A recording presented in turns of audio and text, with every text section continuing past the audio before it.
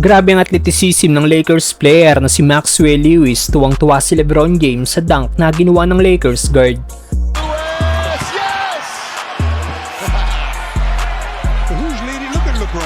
Sub-sub din ang player ng Bucks matapos mabutatan ni Lewis.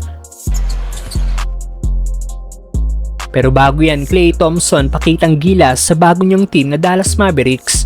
Matapos na hindi maglaro sa first preseason game ng Dallas kontra sa Memphis, naglaro na nga po kanina ang bagong player ng Mavs na si Klay Thompson. Marami nag-aabang sa first game ng 4-time NBA champion para sa bago niyang team. Maganda ang naging first game ni Klay sa Dallas kung saan gumawa ito ng 10 points, shooting 3 of 5 sa 3-point area. Kapansin-pansin rin ang pagiging aktibo nito sa depensa. At after ng game, natanong nga po si Klay patungkol sa defensive versatility nito. Sagot ang Dallas forward, gusto niya daw tanggalin ang usap-usapan sa kanya na hindi na ito ang dating Klay Thompson na malakas dumipensa dahil alam niya daw na isa pa rin siyang solid defender. At excited na daw siyang patunayan sa mga tao na kaya niya pa rin magbantay ng mga elite player gaya dati. Anong masasabi niyo dito mga brother? Samantalang Lakers guard na si Maxwell Lewis ipinakita ang kanyang athleticism laban sa Milwaukee Bucks. Hype na hype si LBJ. Bukod kay Quincy Olivari na naging bayani ng Lakers para magawa ang comeback laban sa Milwaukee Bucks, may isang unsung hero pa nga po ang Lakers kanina at ito ay ang guard na si Maxwell Lewis na gumawa ng 9 points at 1 block shot, shooting 3 of 5 sa field. Plus 15 din sa plus-minus rating si Lewis, patunay lang ito sa kanyang overall solid game. Narito ang naging highlights ni Maxwell Lewis laban sa Milwaukee Bucks.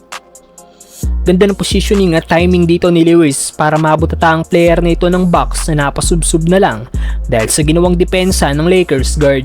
Solid naman ang ginawang lefty layup ni Lewis at hindi siya napigilan ng kanyang defender.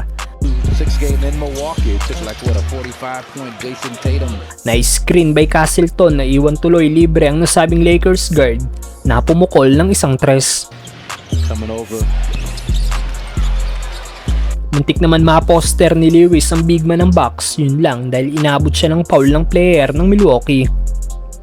Kung bigo si Lewis ma-poster ang big man ng Bucks, nagawa niya naman i-poster ang number 44 player ng Milwaukee matapos siyang sabayan nito sa ginawa niyang 200 dunk. Maging si LBJ ay hype na hype sa ginawa ni Maxwell Lewis. Well, si Lewis nga po ay ang parang brony ng Lakers last season dahil ito ay ang second round pick ng Lakers na napili nila bilang 48th pick bukod kay Jalen Hood-Schifino na 17th pick. Kahit medyo maraming games na nailaro si Lewis bilang 48th pick last season na may 34 games, 3 minutes playing time nga lang po ang naging average nito kaya hindi nito nailabas ang kanyang potential. Dahil bago na ang coach ng Lakers, umas na lang tayo na madagdagan ang minuto nito ngayong season given na isang athletic guard si Maxwell Lewis.